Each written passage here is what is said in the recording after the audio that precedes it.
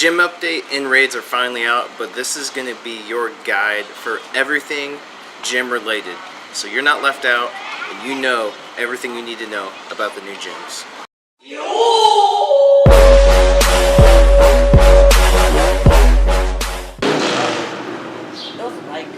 Alright, so first off, here's the gym. They look really cool. The Instinct one looks a little bit better though. But if you go into the gym, it displays the Pokemon that are inside, obviously, and then there's their motivational meters there. Now, if you click on the bottom left-hand corner, it tells you how to get items by spinning the photo disc, feeding your Pokemon berries, the motivation, and giving your Pokemon berries. You click the icon down there, you can now spin the gyms. Depending on how high your gym badge is, depends on how many extra items you get. So let's go ahead and kind of go into that a little bit, because gym badges are part of the game. That was right here. I'm at the Pekin Park Pavilion, and it's a bronze badge right now. So I get one extra item, and then if your team owns the gym, you get another extra item. And then if you're silver, like I have a silver one there, I get 2 extra items, and then if you're gold, you get 3. So you can end up getting 6 extra items on a gym total. So, going back into the gym, you can click on the Pokemon, and you can see whose they are, and you can swipe through these. Just simply swiping, so you know. Now, here is a strategy you can incorporate. A Pokemon that has over 3,000 CP will decay faster over time than a Pokemon that's under 3,000 CP. So basically what I'm trying to say, the lower the CP, the slower the decay of the CP is of the Pokemon. So Pokemon that max out at a low CP are going to be a lot better, honestly, and their CP is going to decay a lot less, basically, over time. Now, when you go to battle, from left to right is the order in which you're going to battle these Pokemon in. From left to right. So Exeggutor, Gyarados, Rhydon, Ursaring, then Typhlosion. And actually, if you have any revives or anything you have to do, at the very top, you can simply click the bag, and then there you go. You got Hyper Potions, and you can Hyper Potion or revive your Pokemon just before you're about to go into battle, instead of exiting out of the gym and actually having to redo everything, which kind of got annoying. So let's go ahead and go into a battle. That animation's obviously new. It's really cool, and it tells you how many battles your Pokemon have won. I don't know how they've kept track all this time, but oh well. Now, the battle system really hasn't changed, but there's one thing I do want to mention is if you're, let's say you have a fellow friend battling the gym, you catch up to that Pokemon, or you catch up to that your friend in the gym. Before, in the old system, when you caught up to that battle, you took all the damage that was previously done in the battle, and basically your Pokemon's almost dead. Now, if you catch up to your friend in battle, you received no damage from the previous damage in that battle. So you don't take any damage once you catch up to your friend in the gym. That's very nice. So you just start at what you are when you enter the battle. That sounds confusing, and you'll know what I'm talking about. Like, my sister's with me right now. If she were to catch up to me now, all the damage that Gyarados just gave to me, she will not take. In the old system, she used to. That's what I'm trying to say. So it's very nice. I like that aspect. I don't think you should ever take damage coming into a battle when you just got there. So, very smooth. And there you go, there's the gym badge. Each Pokemon you defeat, you do get some gym badge XP. You also get 100 XP for defeating every Pokemon, just like normal. And also, this is a terrible matchup. Ooh, here we go. Kabutops! There we go. That's still not a very good matchup either. Come on, Kabutops, go!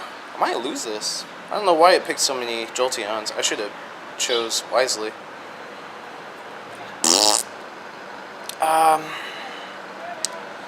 Come on! So, let's see, what else can we talk about? Oh, type effectiveness, type advantage.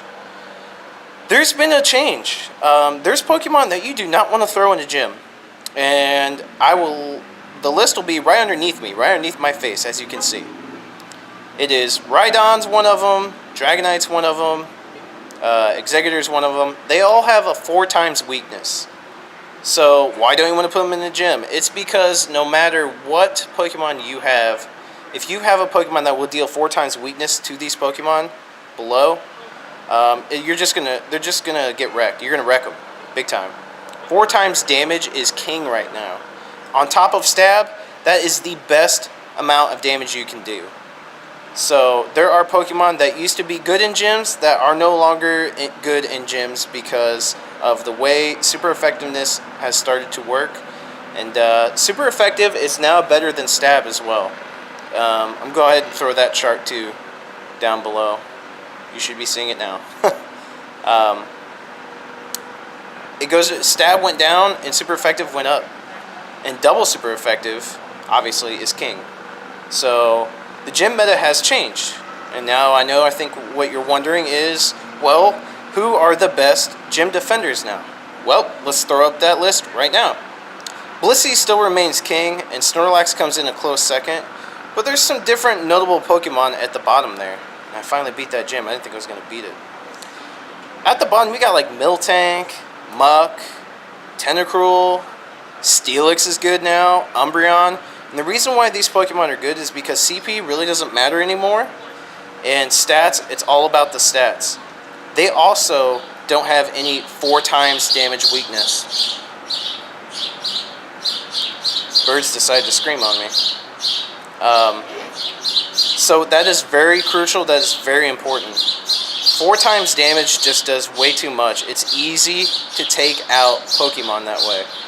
But these Pokemon have high defense, high HP, and... Jeez! Chill out over there!